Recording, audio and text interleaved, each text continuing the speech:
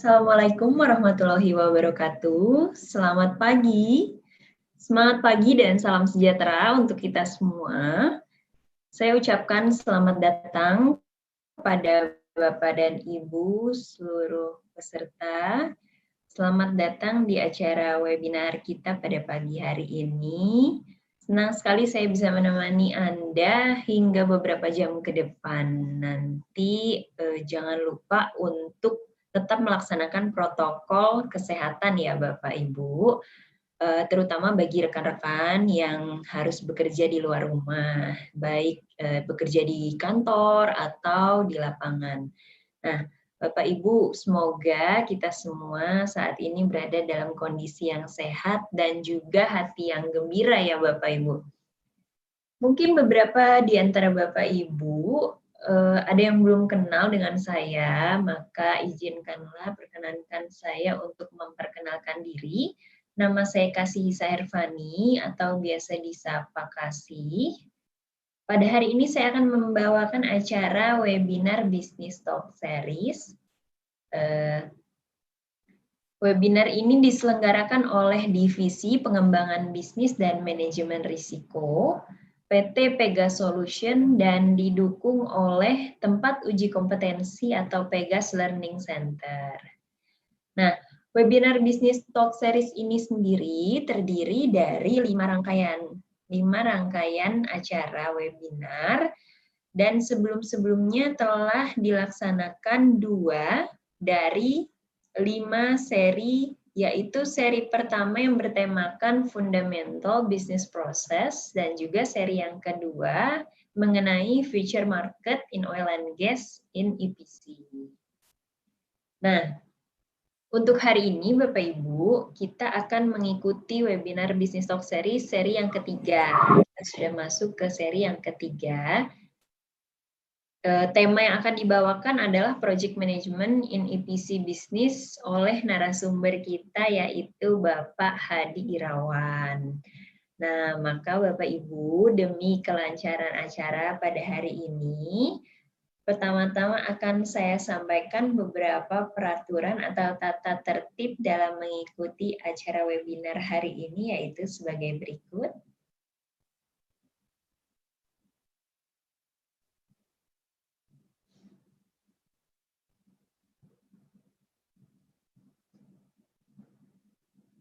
Yang pertama, pastikan perangkat, baik komputer, laptop, ataupun ponsel Anda tersambung dengan internet yang stabil.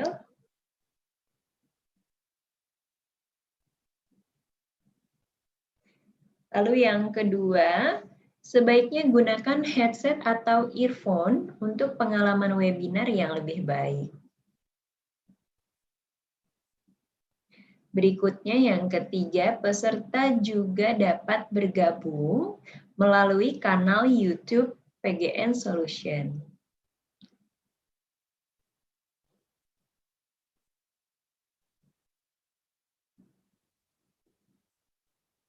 Yang keempat, peserta dapat mengisi presensi atau daftar kehadiran ya Bapak Ibu pada formulir yang panitia berikan di kolom chat.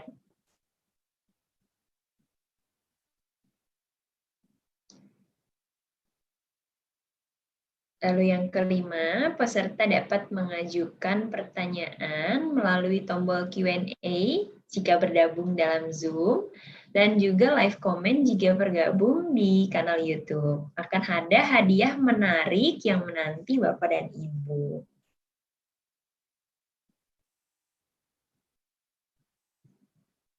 Untuk pengajuan pertanyaan, harap menggunakan format nama, satuan kerja, lalu kemudian disusul dengan pertanyaannya. Lalu berikutnya,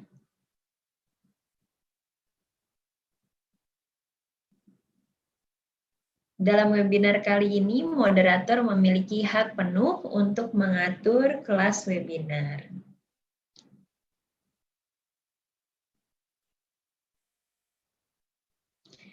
Ya, Bapak Ibu, demikian tata tertib yang bisa diikuti dalam acara webinar kali ini. Sangat mudah sekali kan ya, Bapak Ibu. Jadi tentunya bisa dilaksanakan dengan baik oleh Bapak Ibu sekalian dan kami mohon kerjasamanya.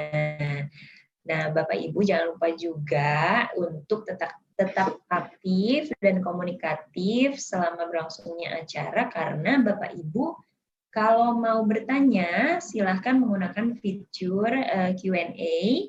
Selama pemaparan, boleh bertanya juga dengan menggunakan fitur tersebut. Nah, sebelum dimulainya acara utama pada hari ini, mari kita bersama-sama membacakan budaya Core Values BUMN Akhlak. Mohon Bapak dan Ibu untuk dapat mengikuti, diulangi setelah saya ya Bapak Ibu.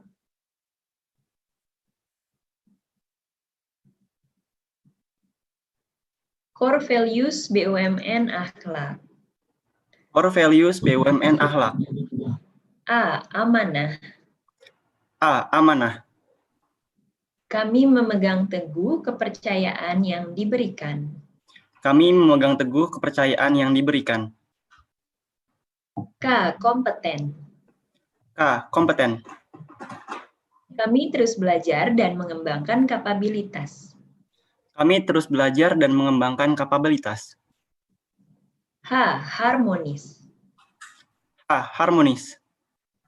Kami saling peduli dan menghargai perbedaan. Kami saling peduli dan menghargai perbedaan.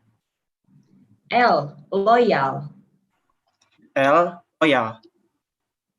Kami berdedikasi dan mengutamakan kepentingan bangsa dan negara. Kami berdedikasi dan mengutamakan kepentingan bangsa dan negara. A. Adaptif. A. Adaptif.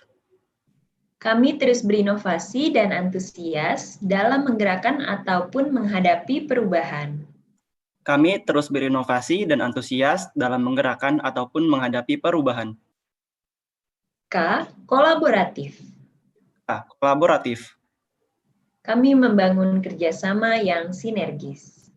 Kami membangun kerjasama yang sinergis. Baik, terima kasih Bapak Ibu sudah membacakan Core Values BUMN Akhlak bersama-sama.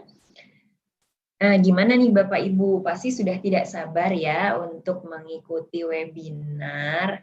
Nah, sama saya juga karena secara pribadi materi webinar hari ini tentang project management itu sangat menarik minat saya. Nah, kalau gitu supaya semakin semangat lagi ya Bapak Ibu, saya kasih sedikit bocoran kalau nanti itu ada bagi-bagi hadiah. Nah, bagi-bagi hadiahnya ini nggak cuma satu, ada lebih dari satu. Jadi tenang aja, nggak perlu khawatir. Nah, gimana caranya? Caranya itu mudah Bapak Ibu. Cara mendapatkan hadiahnya cukup menjadi peserta yang aktif dan komunikatif dalam webinar kali ini, dan tentu tetap mengikuti tata tertib yang sudah saya bacakan tadi. Nah, nanti akan dipilih pemenang yang paling sesuai dengan kriteria oleh tim panitia. Jangan lupa juga Bapak Ibu yang ingin bertanya selama pemaparan boleh disampaikan via Q&A ya.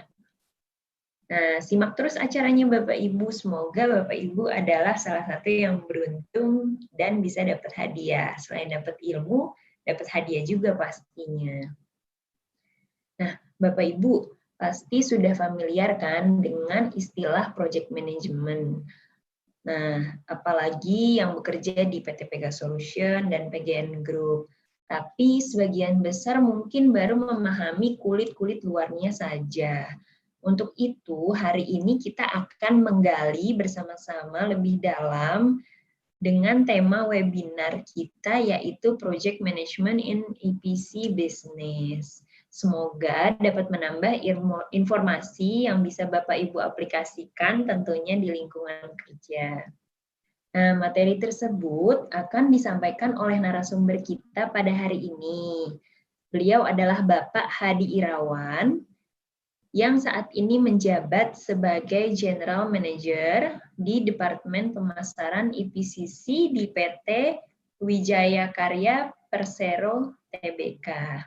Beliau adalah seorang yang hebat dan tentunya sangat berpengalaman di bidangnya. Nah, tapi beliau nggak sendirian Bapak Ibu. Hari ini beliau akan didampingi oleh moderator kita yang juga tentunya sudah familiar dalam project management, yaitu Bapak Rahmat Zamzami. Sekilas mengenai Bapak Rahmat Zamzami, beliau merupakan engineer di Engineering Divisi Manajemen Proyek EPC PT Pegas Solution.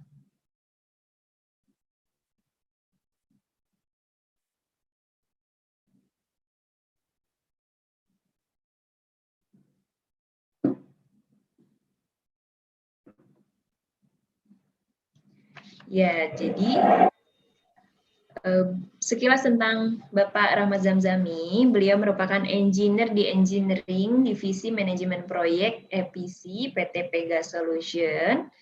Beliau bergabung bersama PGN sejak tahun 2010 dan diperbantukan menjadi bagian dari PT Pegas Solution sejak tahun 2014 sampai saat ini. Beliau dengan latar belakang pendidikan yaitu S1 dan S2 di Teknik Kelautan di Institut Teknologi Bandung, serta saat ini beliau juga sedang menjalani pendidikan lanjutan untuk manajemen eksekutif di PPM School of Management, dan tentunya pengalaman beliau yang pernah menjadi project manager di beberapa proyek di PT Pegas Solution. Hal tersebut membuat beliau tentu sangat akrab dengan yang namanya project management. Selain itu, beliau juga pernah menjalani program profesi insinyur di Universitas Gadjah Mada, sehingga kini beliau merupakan anggota dari Persatuan Insinyur Indonesia. Nah, Bapak Ibu pastinya sudah tidak sabar ya, saya juga udah nggak sabar lagi, pengen tahu lebih dalam lagi tentang project management itu seperti apa, terutama di dunia bisnis EPC. Jadi kita tidak perlu berlama-lama lagi, mari kita masuk ke dalam inti acara yang akan dipandu oleh moderator kita. Untuk Bapak Zami, waktu dan tempat dipersilahkan Pak Zami. Baik, terima kasih Ibu Fani. Assalamualaikum warahmatullahi wabarakatuh. Selamat pagi dan salam sejahtera buat kita semua. Suara saya bakal terdengar, Bu Kasih? Terdengar Pak, jelas. Ya. Bapak dan Ibu semuanya apa kabar? Baik ya? Baik. Alhamdulillah. Senang sekali perkenalkan saya Rahmat Zamzami yang akan memandu acara webinar Business Talk seri 3 pagi ini. Pada sesi webinar Business Talk kali ini, kita akan membahas materi tentang Project Management in EPC Business. Berbicara tentang bisnis EPC, tentunya Pegasol ingin agar dapat terus berpartisipasi aktif dalam setiap kegiatan pembangunan EPC di tanah air. Namun pertanyaannya, apakah benar kita semua sudah memahami apa saja sih faktor-faktor penting dalam pengelolaan proyek? Seperti apa perencanaan dari segi biaya, waktu, dan mutu? Seperti apa konsep pengelolaan sumber daya menurut PMBOK edisi 6? Kemudian juga tips dan trik apa saja yang harus dilakukan dalam pengelolaan proyek yang baik? Nah, pada kesempatan kali ini kita semua itu akan dibahas oleh narasumber kita yang sudah hadir di hadapan kita. Beliau adalah seorang pakar dalam pengelolaan proyek yang telah terbukti kiprahnya dalam penanganan proyek di lingkungan PT Wijaya Karya Persero Tbk. Langsung saja kita sambut dan tepuk tangan yang meriah untuk Pak Hadi Irawan. Baik, pemateri sudah hadir di hadapan kita semua. Selamat pagi Pak Hadi. Pagi Mas Ami. Ya, terima kasih Pak Didi telah bersedia memberikan dan meluangkan waktunya pagi ini bersama kami Pak dalam agenda Business Talk Project Management in Efficiency Business Pega Solution. Sekilas mengenai Pak Didi, Pak Hadi Irawan merupakan lulusan Teknik Sipil UGM dengan expertise pada Hydro Engineering. Beliau juga merupakan lulusan Brunel London University pada program studi Mechanical and Aerospace Engineering. Beliau tentunya berpengalaman sebagai project manager pada PLTMG Maumere, PLTMG Bima, dan PLTMG Sumbawa. Dengan klien PLN UIP Unusra. Beliau juga pernah menjabat sebagai manajer divisi Business Development dan saat ini beliau menjabat sebagai GM Business Development di PT Wijaya Karya Persero Tbk. Pada agenda webinar hari ini akan saya sampaikan akan terdapat 2 sesi ya. Untuk sesi pertama, pemateri akan memaparkan materi selama kurang lebih 45 menit. Estimasi sekitar hingga pukul 10.30 ya nanti. Kemudian pada sesi kedua, sesi tanya jawab dan juga sekalian sesi kuis. Nanti pemateri akan menjawab pertanyaan yang diajukan oleh teman-teman pada kolom chat Q&A. Saya akan remind kembali ke teman-teman sebagaimana disampaikan oleh Ibu Kasih tadi bahwa total akan ada hadiah 4 hadiah menarik dengan rincian 2 hadiah untuk pertanyaan terbaik dan 2 hadiah untuk yang dapat menjawab pertanyaan Pak Didi pada sesi kuis nanti. Untuk itu, saya persilahkan kepada Pak Hadi Irawan untuk memaparkan materinya. Silakan Pak Didi. Baik, terima kasih. Assalamualaikum warahmatullahi wabarakatuh. Waalaikumsalam. Waalaikumsalam warahmatullahi wabarakatuh. Share screen saya udah kelihatan belum nggak ya? Belum, Pak.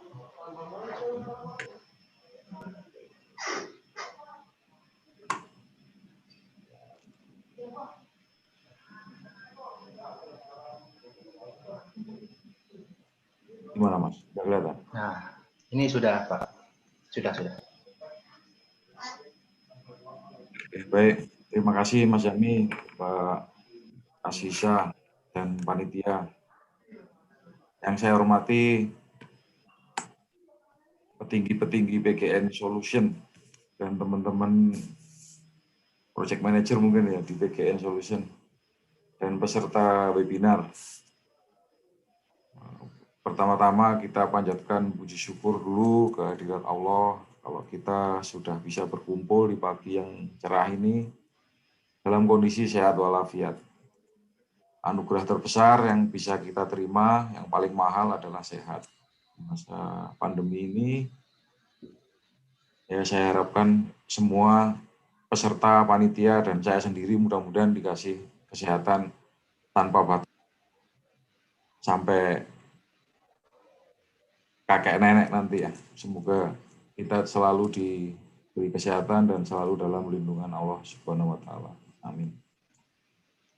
Baik, mungkin saya akan membawakan mengenai project management di EPC. Kalau PGN kan bidangnya gas mungkin ya, atau oil and gas. Ini background slide adalah proyek kami di Semarang Gresik, 276 km, 267, yang hampir selesai malah ditambahin lagi sama Pertagas panjang 1,7 kilo. Ya berkinerja baik, safety-nya baik, progresnya lancar, dan memberikan hasil lebih buat Wijaya Karya.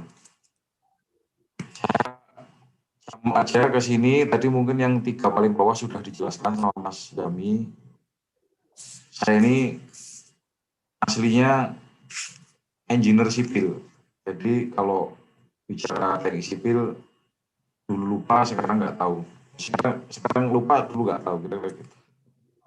Saya sudah migrasi ke mekanik sekarang, disuruh sekolah sama Wijaya Karya ke London. Cuman sebenarnya belum selesai, Mas Jami. Masih ada revisi disertasi. Gitu. Mungkin pengalaman saya ini ya, dari tahun 2005 masuk sebagai engineer, sampai 2008 masih engineer, dan mulai 2008 setelah tahun keempat itu saya sudah ada di pembangkit EPC, hanya skop kita dulu tidak EPC, kira-kira gitu. Jadi saya dibesarkan di lingkungan EPC pembangkit sebenarnya. Mulai dari Bali dengan Cina, ini masih infrastruktur dengan Jepang, kemudian lanjut ke Timur Leste setelah merdeka ya, jadi ke sana pakai paspor. Ini juga semi EPC karena skop kita tidak hanya sipil tapi juga install, commissioning, tapi tidak procurement ME. Nah, kemudian setelah selesai dari Timur Leste 2 power plant, saya ditarik lagi ke Jakarta, bantu perolehan tender. Kemudian setelah dapat 1 paket 4, PLTMG Maumere, Bima, dan Sumbawa sekaligus 3 lokasi dalam 1 kontrak. Ini mungkin saya akan cerita lebih banyak di sini karena mengelola proyek tidak sesederhana judulnya, kira-kira gitu. Apalagi 3 lokasi dalam 1 naungan kontrak, berikut ancaman liquidated damage-nya, dan berpartner dengan Jerman. Nah, ini full EPC ya, kita engineering in-house, kemudian procurement juga kita sendiri, construction kita sendiri, commissioning kita sendiri, kira-kira gitu. Kemudian sejak 2019 saya balik ke Jakarta sebentar, kemudian ke Inggris, dan balik lagi bulan Juli 2020. Jadi saya baru 4 bulan di Busdep setelah pulang dari Inggris. Oke, saya mulai dari sini karena judulnya adalah project management. Saya mulai dari project dulu ya. Project itu apa? Karena filosofinya harus masuk dulu ini. Yang namanya project adalah aktivitas temporer yang selalu unik. Unik itu tidak pernah sama, baik tempatnya, baik skopnya, baik ownernya, baik partnernya, baik iklimnya, baik situasi politisnya, tidak pernah sama antara proyek yang satu dan proyek yang lain. Ini perlu dipahami karena treatmentnya juga tidak pernah sama artinya, karena proyeknya tidak pernah sama. Jadi selalu ada kata kunci temporary dan unik. Temporary artinya dibatasi waktu awal dan waktu akhir, unik adalah tidak pernah sama. Tujuannya banyak, tergantung skop ini. Kemudian manajemen. Manajemen itu kira-kira setiap orang harus jadi manajer ya, karena fitrah kita ini kan sebagai pemimpin, minimal di keluarga, pemimpin di keluarga. Jadi kalau kita bisa memanage organisasi terkecil yaitu keluarga, ya insya Allah mulai naik lagi di unit kerja masing-masing, di project lebih heboh lagi, lebih complicated lagi, kira-kira gitu. Kemudian manajemen itu apa? Manajemen ya merencanakan, membuat keputusan, kemudian mengorganisasi, ngelit, dan memotivasi. Nah, ini kata kunci project itu menurut saya yang paling utama ya 5 ini. Kemudian biasanya multidisiplin ilmu. Ada sipilnya, ada prosesnya, ada elektrikalnya, ada mekanikalnya, ada commissioningnya, bahkan ada non-teknisnya. Mungkin nanti saya jelaskan di belakang. Nah, ini data yang saya dapat dari ini ya, linknya bisa diklik nanti. Jadi kenapa efisien manajemen project itu penting? Karena survei membuktikan, ini bukan survei partai politik di Indonesia ya, ini survei internasional, bahwa hanya 68% proyek itu sukses. Sisanya karena gagal manajemen, kira-kira gitu. Dan 68% kebalikannya ya, yang tadi 32% gagal karena minim manajemen, 68% gagal juga karena tidak mencapai deadline, tidak mencapai budget atau RAB, dan tidak memenuhi quality yang dipersyaratkan klien. Ini besar ya, nilainya lebih dari 50%, artinya perlu digarisbawahi bahwa di sini kita perlu manajemen yang bagus. Dan survei juga membuktikan hampir 100% manajemen proyek itu esensial untuk dipahami, diikuti, sesuai prosedur, kira-kira gitu. Dan ada ilmunya memang, baik yang tertulis maupun yang tidak tertulis. Mungkin saya akan sharing yang tidak tertulis lebih banyak nanti. Karena kalau yang tertulis bisa di-browsing gampang itu. Kemudian 80% performing project itu suksesnya karena leadernya oke. Jadi survei membuktikan kalau leadernya oke, leadershipnya oke, kira-kira kemungkinan berhasilnya 80% lah, kira-kira gitu. Jadi berikutnya 45% rata-rata proyek besar selalu cost overrun. Hampir 50% loh.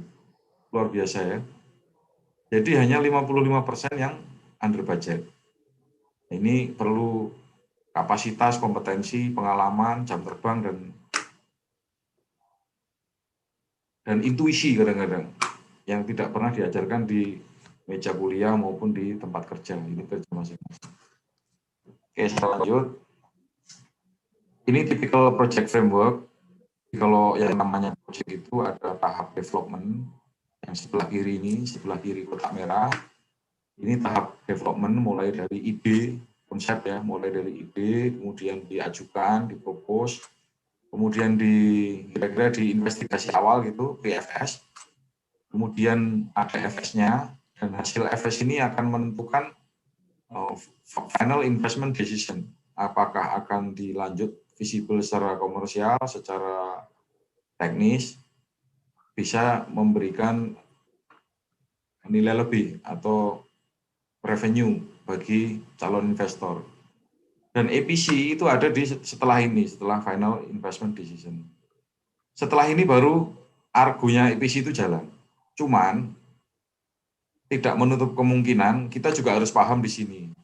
Karena kalau kita nggak paham alur cerita FS-nya, kita juga nggak bisa ngikutin arah kemana nih. Contoh, teknologinya apa, misalnya gitu. Kemudian barrier-barrier yang perlu dipahami sebelum kita menghitung atau mengkalkulasi rencana proyek ke depan, sebisa mungkin disesuaikan dengan FS. Karena FS itu akan dipertanggungjawabkan di sini setelah operation and maintenance-nya selesai. Apakah EPC-nya sesuai budget, apakah O&M-nya juga sesuai budget, apakah performanya juga sesuai dengan studi awal.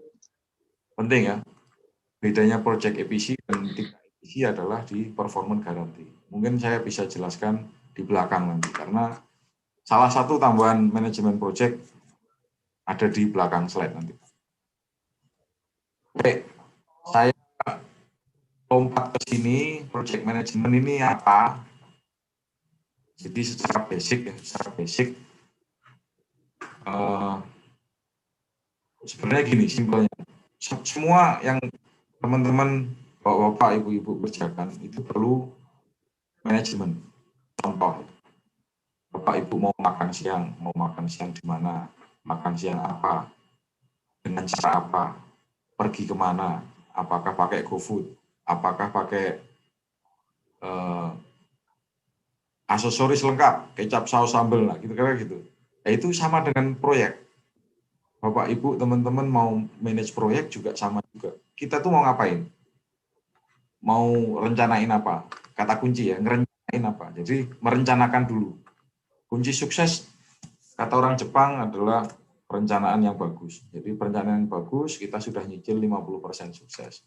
Tipikal saya kerja dengan Jepang dan Jerman, perencanaannya bagus banget, lama banget, detail banget, sehingga di belakang tidak ada dispute atau mengeliminir pertengkaran atau arbitrase atau sengketa, kira-kira gitu. Kebalikannya dengan tipikal Cina atau India style ya. Jadi kalau mereka mudah di depan, ribut di belakang, kira-kira gitu. Beda tipikal nih ya, karena saya sudah pernah kerja dengan Jepang dan Cina, bisa saya bandingin, saya juga pernah kerja dengan Finland dan Jerman. Jadi 4 kebangsaan ini culture-nya beda semua. Kemudian manajemen juga selalu menggarisbawahi siapa yang bertanggung jawab. Nah, siapa yang bertanggung jawab ini kira-kira person-person in charge yang Bapak tunjuk, Mas tunjuk untuk mengisi posisi-posisi strategis yang mempertanggungjawabkan setiap lini kerja ya, bisa produksi lapangan, bisa engineering, bisa komersial, bisa keuangan, lead-nya harus ada yang bertanggung jawab. Kadang juga dirangkap, tidak apa-apa, tergantung skala bisnis project-nya dan scope yang kita terima. Kemudian how to structure, gimana kita mau mengeksekusi, kira-kira gitu. Rencananya sudah, yang tanggung jawab sudah, kemudian cara eksekusinya gimana, itu juga harus diputuskan. Yang terakhir, gimana caranya manage, karena kadang-kadang ada beberapa alternatif yang harus kita putuskan sebelum kita membuat keputusan yang baik atau baik sekali, kita harus berdasarkan beberapa pilihan, jangan hanya satu pilihan, agar ada pembanding, kira-kira gitu ya. Ini ilmu project management, body of knowledge, versi terakhir. Mungkin Mas Zamzami bisa cerita lebih banyak, karena terus terang saya sudah direvisi sekali sama Mas Zamzami ini. Saya sendiri lupa, karena itu tadi Mas, dulu nggak tahu, sekarang lupa Mas. Terus terang. Iya, sama Pak, saya juga udah lama. Ya, ilmu yang diberikan dari Piombok Guidance ini sebenarnya sudah kita lakukan sehari-hari. Nah, nanti di Wika seperti apa, akan ada beberapa tambahan, karena yang namanya manajemen itu harus sesuai culture, ya. Culture perusahaan, culture negara, dan culture masing-masing. Kalau di Wika malah ketambahan 2 lagi, yaitu engineering management dan commissioning management. Ada di depan dan di belakang construction-nya. Sebenarnya intinya sama, semua intinya sama. Merencanakan, mengeksekusi, dimonitor, dikontrol atau dimanage, dan closing. Harus ada laporan, harus ada report, harus ada pembelajaran, harus ada proof, bukti bahwa kita sudah menyelesaikan proyek tersebut sampai dengan tuntas. Baik, saya lanjutkan. Di Piombok itu ada kira-kira 9 lini manajemen yang harus dikuasai. Ini terus terang ya, saya waktu jadi project manager, tidak semuanya saya kuasai duluan. Hanya yang inti-inti saja dulu. Inti itu biaya harus kita kuasai. Kemudian teknis harus kita kuasai, wajib itu. Kemudian cara menyelesaikan atau construction method harus kita kuasai juga. Yang lainnya mungkin supporting. Hanya saja kapan duluan, kapan belakangan, nggak ada yang tahu. Itu learning by doing kalau saya dulu. Jadi kita mau ngapain, kita kumpul dulu, meeting. Kita mau berencana apa, kita kumpulin. Ide-ide segar kan kita perlu dari teman-teman.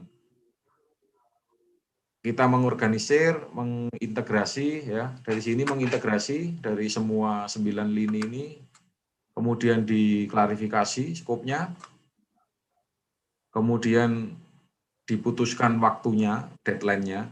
Selalu ya, kalau manajemen itu harus ada PIC dan kapan selesai, karena ini berkaitan sama timeline schedule.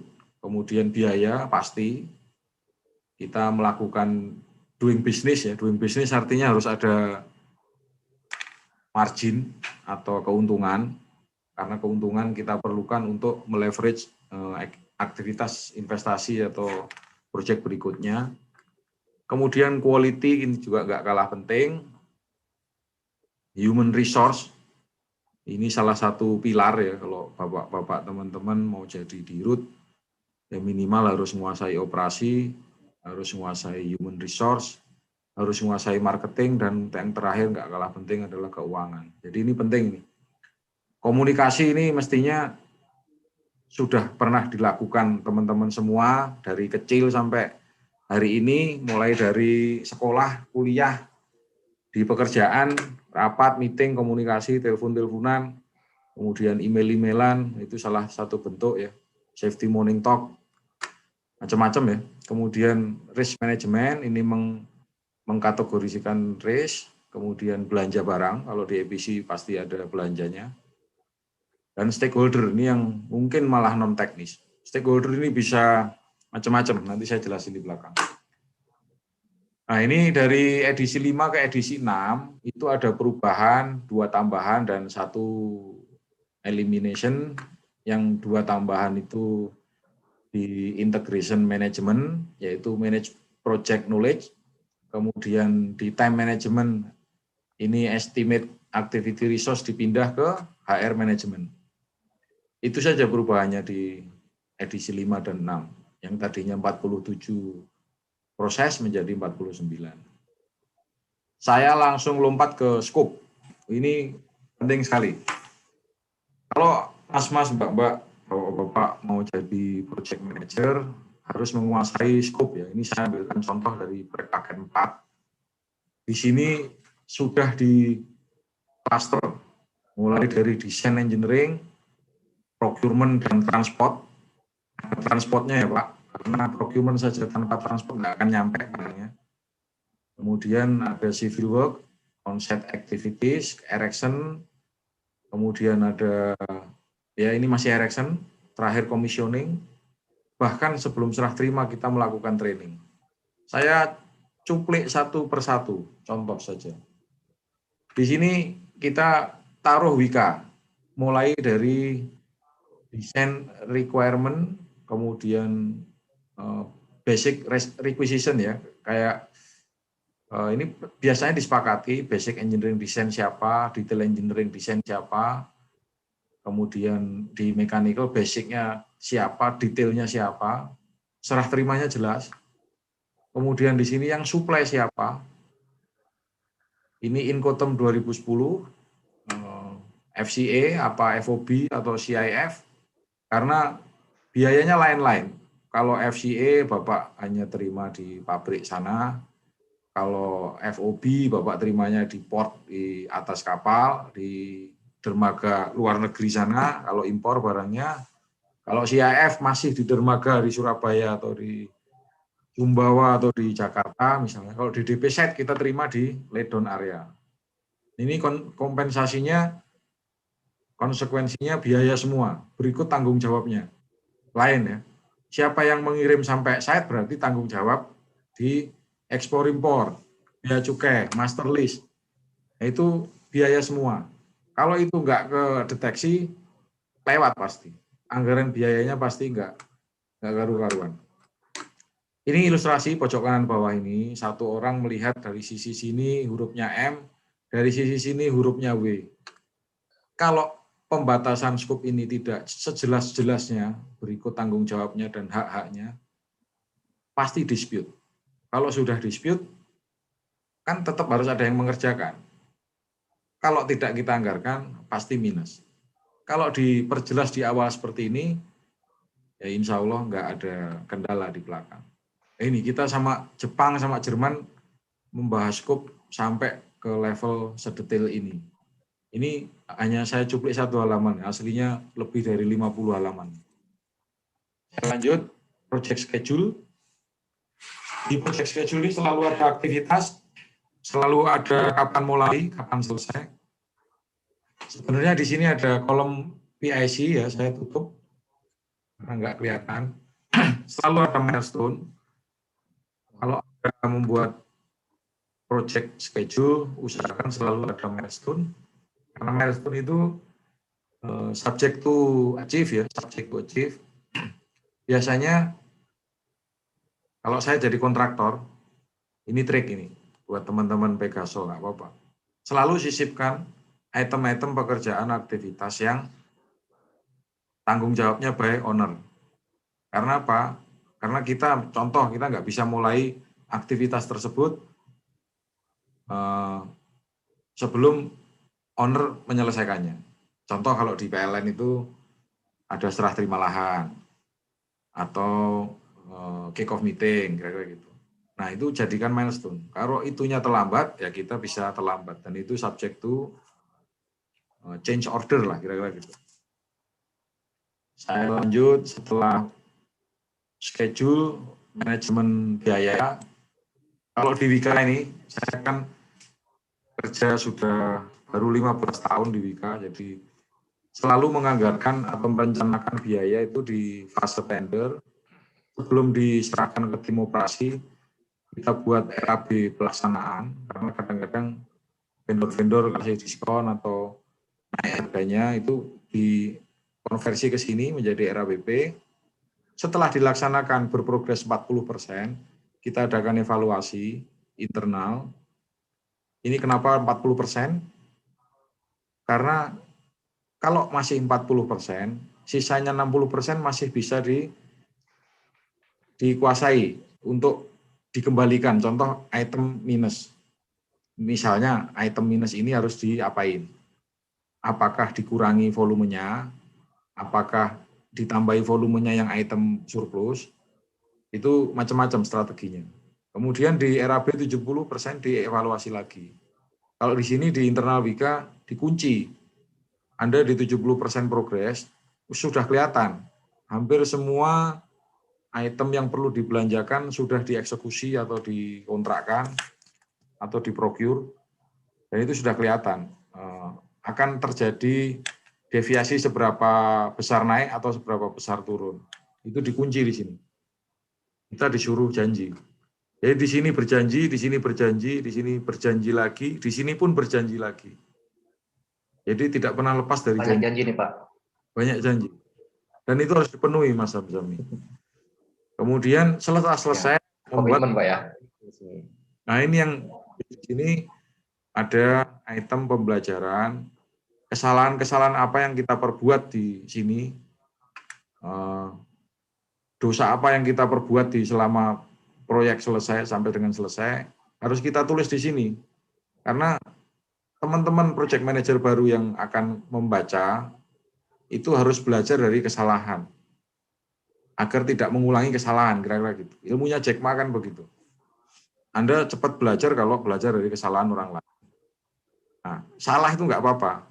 Yang penting cepat belajar dan cepat benar, cepat kembali ke jalan yang benar, kira-kira gitu.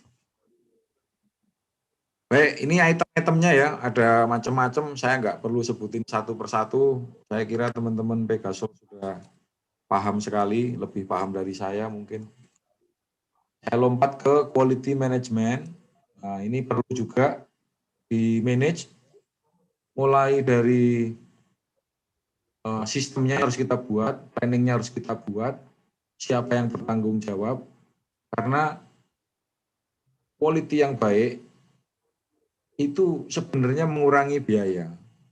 Bapak bisa cek ya, di mana-mana mungkin sama. Yang namanya rework atau pekerjaan berulang, itu pasti ada biayanya dan tidak ada lawannya. Kalau biaya pertama ada penjualannya, biaya kedua pasti ya menggerogoti penjualan yang pertama tadi, nggak ada penjualan kedua. Karena owner tidak akan, hierarkinya, filosofinya tidak akan ngasih CO kalau kesalahan yang kita perbuat, kira-kira gitu. Untuk mengassurance gimana untuk memastikan ya. Jadi kalau quality-nya terpenuhi baik, kita mendapatkan reputasi yang baik juga. Ini kan intangible value yang tidak pernah ternilai, tidak seperti margin dalam bentuk uang, tidak seperti sertifikat, tapi nama perusahaan Pegasol akan tetap dicatat, dikenang sebagai perusahaan yang memberikan produk atau servis kualitas terbaik, kira-kira gitu. Ini value-nya lain. Kalau quality kita bagus, value-nya lain. Karena saya ngalamin sendiri, kalau kita memberikan yang terbaik, insya Allah kendala-kendala di belakang akan dipermudah. Karena ya kita bagus kok, kita berproduksi bagus, kira-kira gitu ya. Ya tentunya harus memenuhi ekspektasi klien. Klien ini macam-macam ya, jadi kita harus pinter bener memahami klien seperti apa, model PLN seperti apa, kalau PGN mungkin bekerja di Pertamina seperti apa, atau di Pegasol kerja di Chevron atau di ConocoPhillips seperti apa, masing-masing klien punya kriteria pemenuhan quality standarnya berbeda-beda. Saya lanjut ke resource management. Ini waktu menyusun organisasi, teman-teman, bapak-bapak, project manager juga harus menyesuaikan dengan scope of work ya. Jadi apa yang kita kerjakan juga akan terrefleksi dari lead atau manajer-manajer yang ada di situ. Kalau scope-nya civil, mechanical, electrical, ya di sini pasti ada civil, mechanical, electrical, instrumen.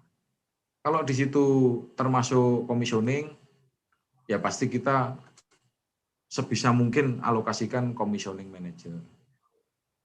Kalau di situ ada satu set ya tersendiri yang terpisah dari set yang lain, kalau bisa ada set manager di masing-masing lokasi.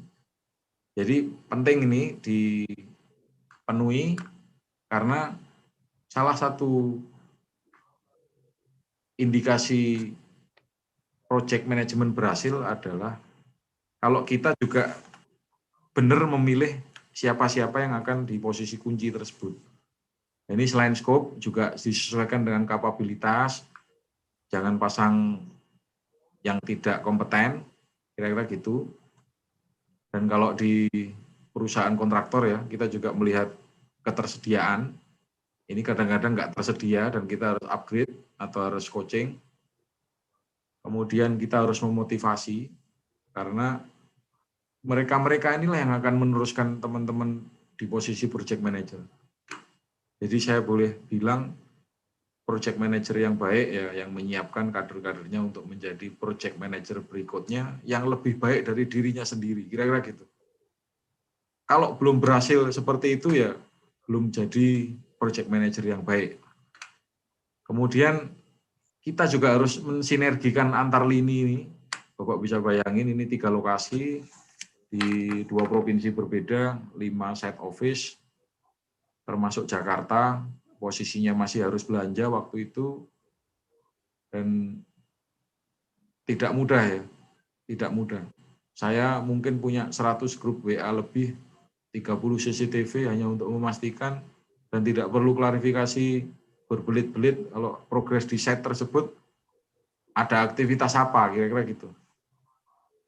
100 grup WA itu juga learning by doing, ada grup vendor, ada grup setiap seksi pekerjaan unit kerja, ada grup ekstern, ada grup ke mana, ke internal manajemen, ada juga macam-macam. Bahkan sampai hari ini grup. Kemudian ini mungkin jarang ada di perusahaan lain, mudah-mudahan di Pegasol juga ada. Jadi di Wika itu kita wajib mengkader calon leader berikutnya ya dengan cara-cara seperti ini. Langsung studi by case di project implementasi. Yang berikutnya project communication, ini bisa mulai dari, ini salah satu contoh ya, di proyek Gas Processing Plant Mating Dock, salah satu proyek terbesar kita di Luwuk, mulai dari Direktur Operasi, Kadif atau SVP, kemudian Project Manager atau Ketua Tender, Tim Tender, kemudian ada macam-macam di sini ya. Di sini ada, ini kalau komunikasi di internal, kemudian ada nomor telepon yang bisa dihubungi, karena tidak semua teman-teman ini mau berbagi handphone masing-masing, dan ini kita tempel atau kita share. Biasanya kita share di awal proyek mulai. Karena tidak semua partner, tidak semua klien itu mengetahui setiap masing-masing lini lead tadi yang sesuai struktur organisasi. Jadi dengan seperti ini akan mudah untuk komunikasi dan biasanya resmi, kalau sudah lewat email itu resmi. Baik, saya lanjut. Procurement ya. Di procurement ini penting sekali kalau di EPC, tipiknya lain-lain. Kalau di pembangkit atau di gas project mungkin sama atau mirip. Engineering itu mungkin hanya 5-10% saja. Procurement itu 60-70%. Sisanya konstruksi dan commissioning. Jadi teman-teman bisa bayangin kalau kita sudah untung di procurement, misal contoh 10% saja dari 70%, berarti kita sudah keep 7%, 7% keuntungan sudah kita dapat dari procurement. Syaratnya apa? Syaratnya engineering-nya harus matang. Technical base evaluasi ke vendor harus matang, klarifikasinya matang, skopnya matang, batas-batasnya matang. Termasuk performanya juga harus bagus. Jadi mulai dari request for quotation sampai technical base evaluation, kemudian dievaluasi komersial. Ini di komersial ini harus ada pembanding ya, karena kalau tidak ada pembanding kita nggak tahu mereka kemahalan atau kemurahan. Proses berikutnya kita umumkan letter of intent. Ini kadang-kadang kita juga membuat MOU tanpa klarifikasi yang berbelit-belit. Kalau misal nominated subkontraktor atau vendor bisa kita MOU. Kemudian di procurement juga ada expedite, karena selain setelah dieksekusi belanja harus dipastikan barang itu sampai di site utuh sesuai dengan pesanan. Kalau belum sampai di site sama aja, nggak bisa dieksekusi, nggak bisa diinstal. Banyak sekali proyek-proyek yang terlambat gara-gara procurement-nya terlambat, gara-gara tidak ada expediter, gara-gara transportasinya terlambat, dan ngefek ke project timeline schedule. Oke, saya lompat ke project risk management. Ini so-so sebenarnya ya, kita hanya mengklarifikasikan antara consequence dan severity. Jadi yang Paretonya, yang warna-warna merah itu harus di close sesegera mungkin. Bukan di close dalam artian hilang, tapi boleh diturunkan ke risk yang medium atau low, atau kalau sebisa mungkin jadi very low. Jadi tidak mengancam keterlambatan, tidak mengancam safety, tidak mengancam teknis, dan pada ujungnya tidak mengancam liquidated damage. Karena EPC tidak bisa lepas dari LD ya, LD performance, LD keterlambatan, LD fatality, dan lain-lain.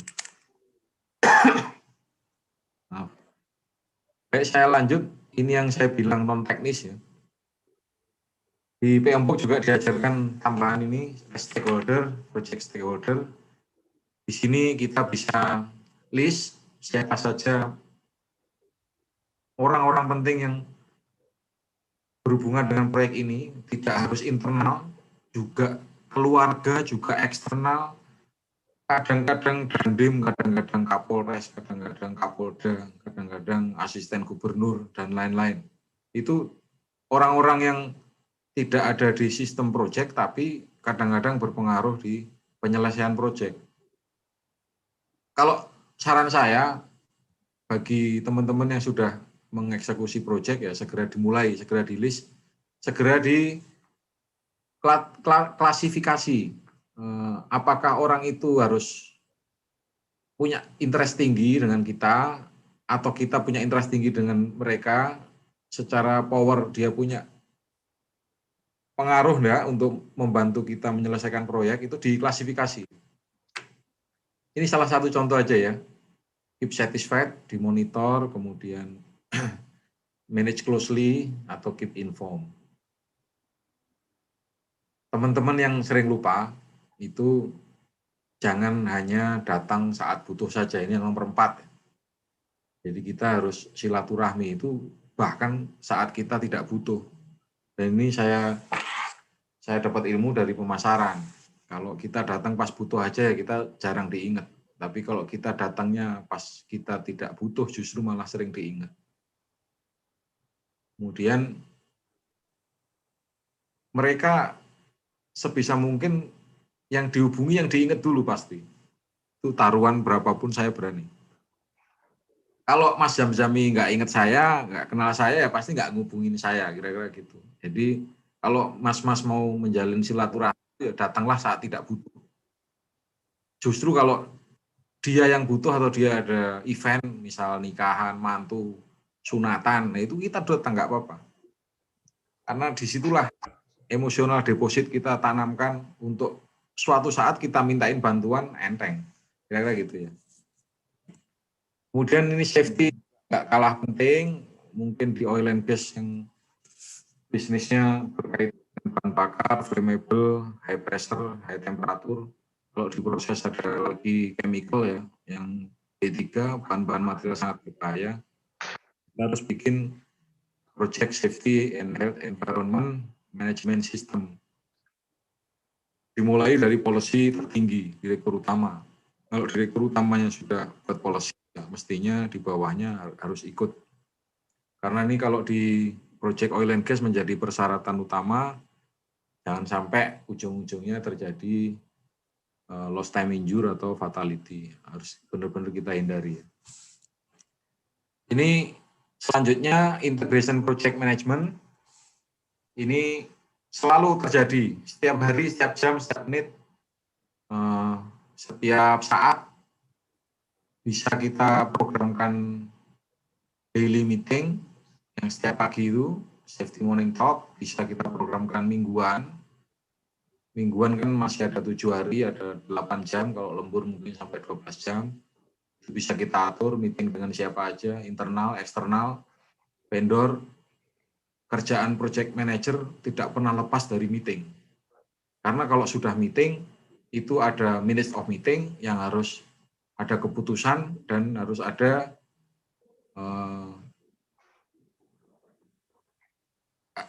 penanggung jawab di hasil meeting itu. Harus ada schedule juga biasanya.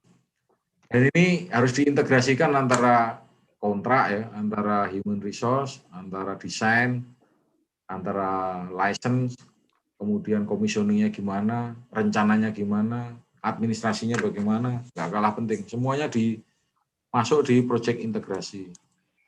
Ini mungkin tambahan dari saya yang ada di Wijaya Karya. Kami selalu membuat project engineering management, karena tanpa output ini tidak akan ada procurement. Karena engineering approval by client, kalau di EPC, itu mutlak. Mutlaknya buat kita bisa sebagai background nanti CO, bisa untuk dasar performance garanti, dan bisa dasar untuk kita sendiri, confident level kita sebelum belanja, itu naik kalau ada engineering manajemennya, kira-kira gitu ya. Dan ini ada macam-macam statusnya.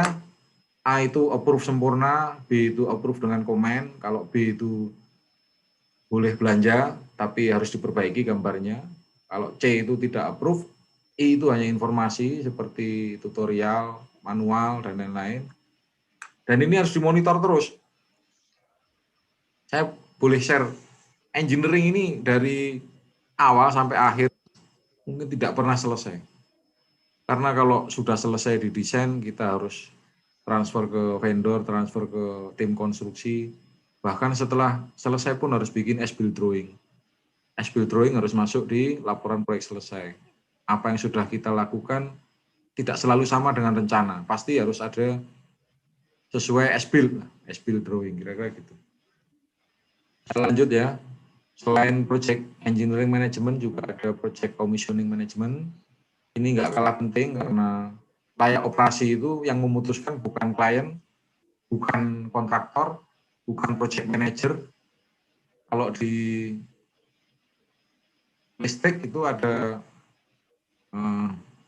satu pihak ya, ada satu pihak di bawah Menteri SDM, itu tidak di bawah PLN, jadi sangat independen, yang menyatakan barang yang Anda buat, yang Anda pasang, yang Anda install, yang Anda commissioning itu layak untuk dioperasikan. Mungkin sama ya, di gas juga sama. Sebelum kita aliri kan perlu tes kebocoran dulu, perlu dites valve-valve-nya dulu, automatization-nya, sensornya. Mungkin juga ada... Iya, sama Pak. Sama lah ya, sama. Beda mungkin... Sama Pak, sama. Betul Mas Jamzami. Yang beda mungkin kalau proses. Jadi masuk tebu keluar listrik, masuk kalium keluar pupuk, masuk... Ya. Betul. Bensin keluar kaprolaktam lah, itu mungkin rada lain karena berubah wujud, termodinamik, hukum termodinamiknya berlaku.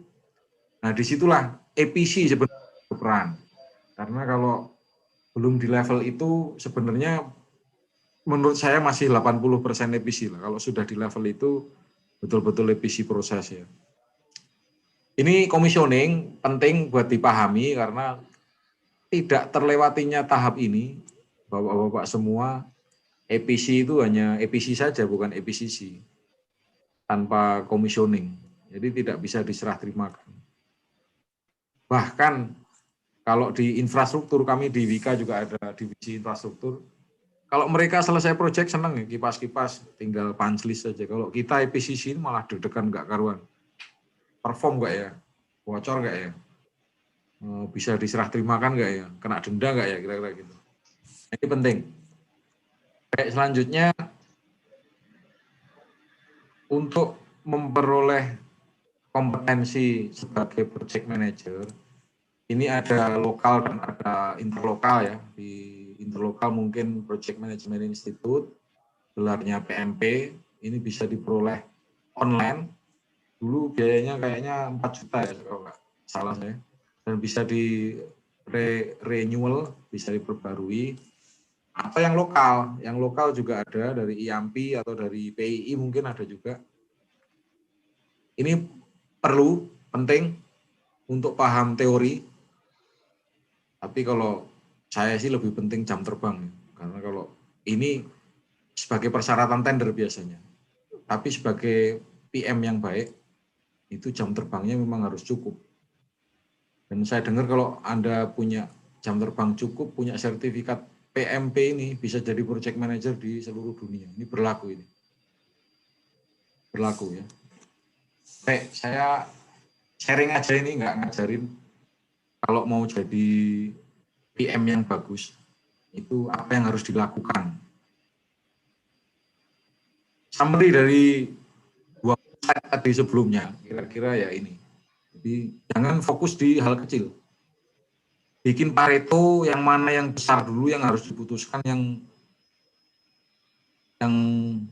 itemnya besar, yang mempengaruhi keuntungan besar dan kecil, yang pihak-pihak orang besar dulu yang harus dideketin. Nah kira-kira gitu. Paretonya harus dimainkan.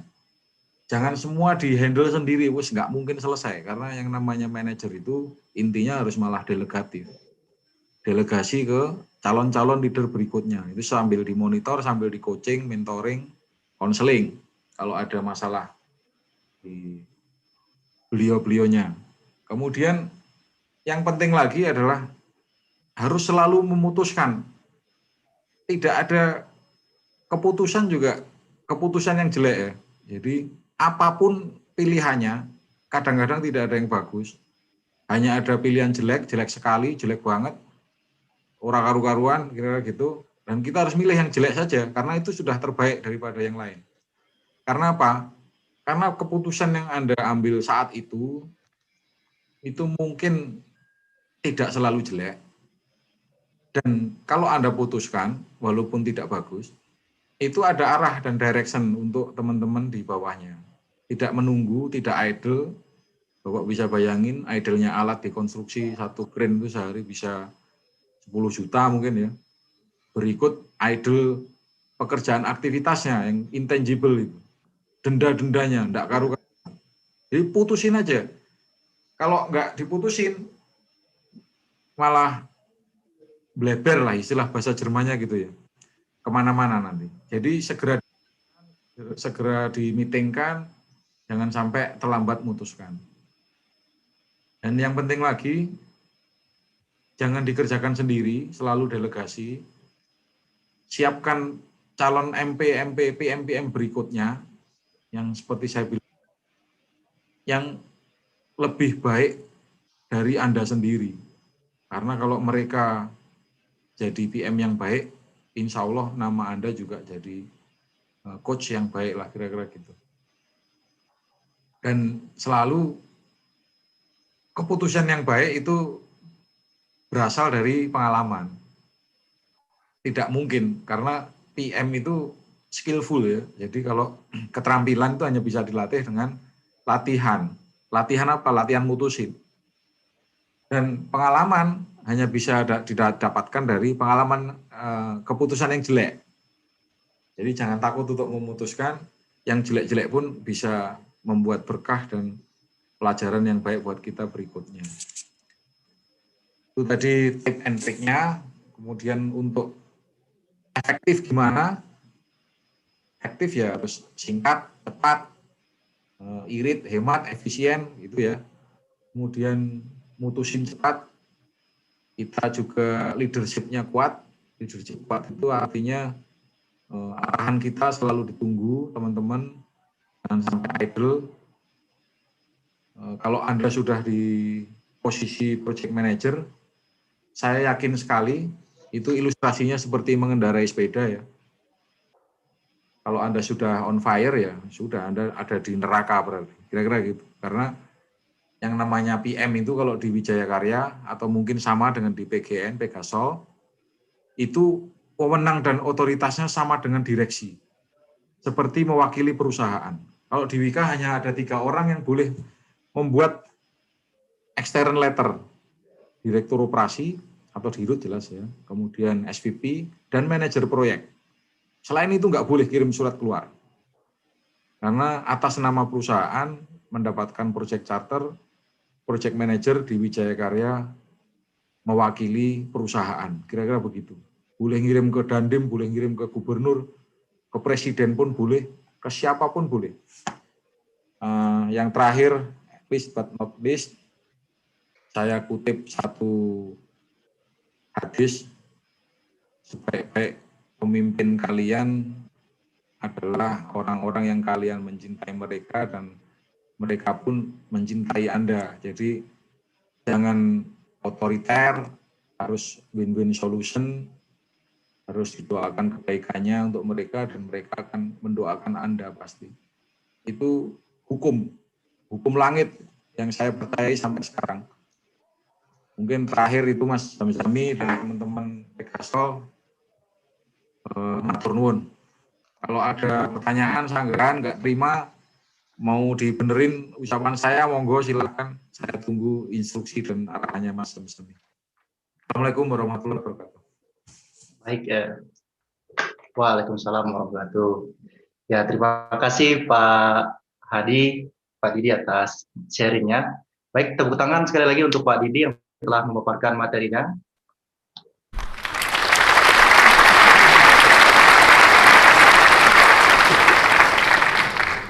Oke, berdasarkan materi telah Bapak sampaikan, saya coba buat beberapa summary ya Pak, beberapa poin pentingnya.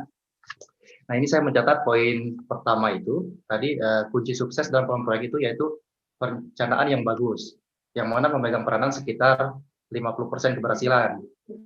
Kemudian yang kedua, menurut PMBOK, Project Management Body of Knowledge Edition 6, itu terdapat 5 proses grup tahapan pengelolaan proyek, yaitu dari inisiasi, perencanaan, eksekusi, monitoring dan controlling, serta diakhiri dengan closing.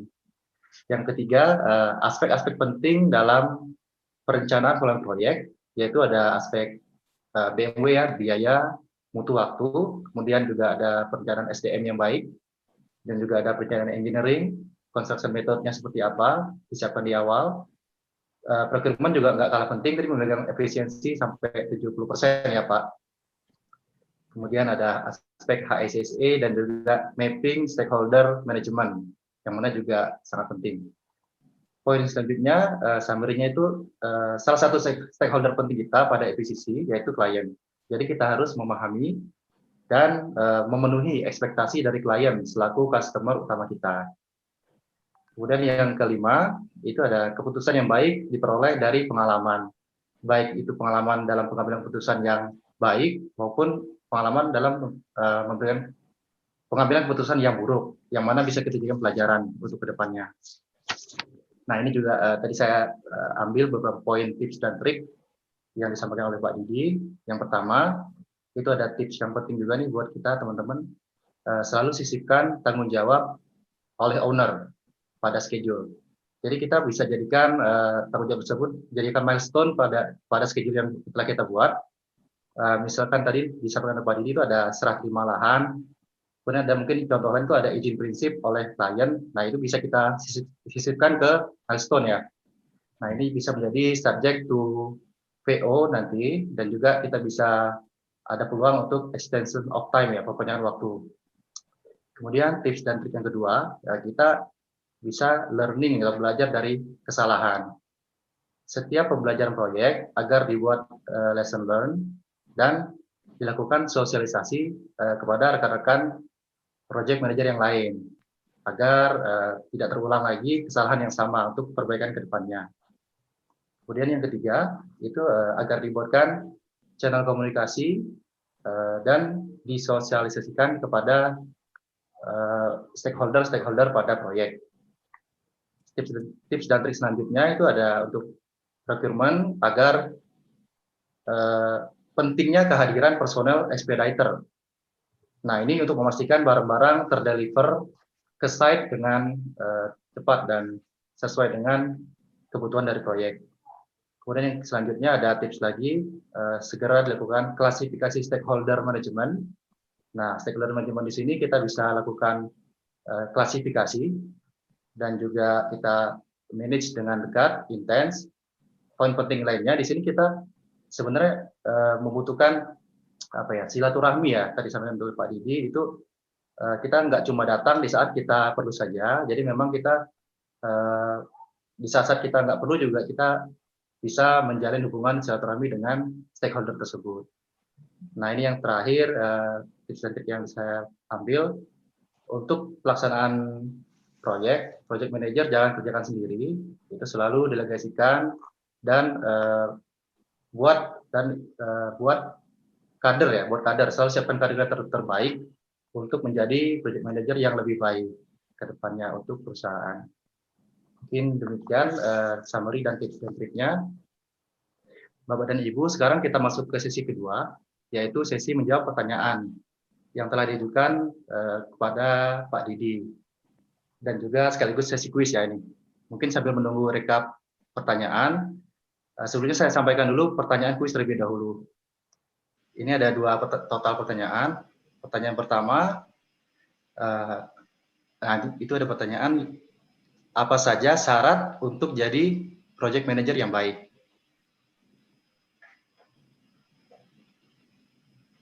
Saya ulangi ya, pertanyaan pertama itu apa saja syarat untuk menjadi project manager yang baik? Untuk jawaban pertanyaan tepat dan tercepat pada kolom chat bisa disampaikan pada kolom chat, akan mendapatkan hadiah menarik. Oke, poin nomor 1, pertanyaan nomor 1, apakah semua sudah mencatat? Kalau sudah, pertanyaan nomor 2, apa perbedaan PMBOK edisi 6 dan edisi 5. Jadi apa sih bedanya Project Management Body of Knowledge edisi 6 dengan edisi 5. Tadi sudah disampaikan juga oleh Pak Didi.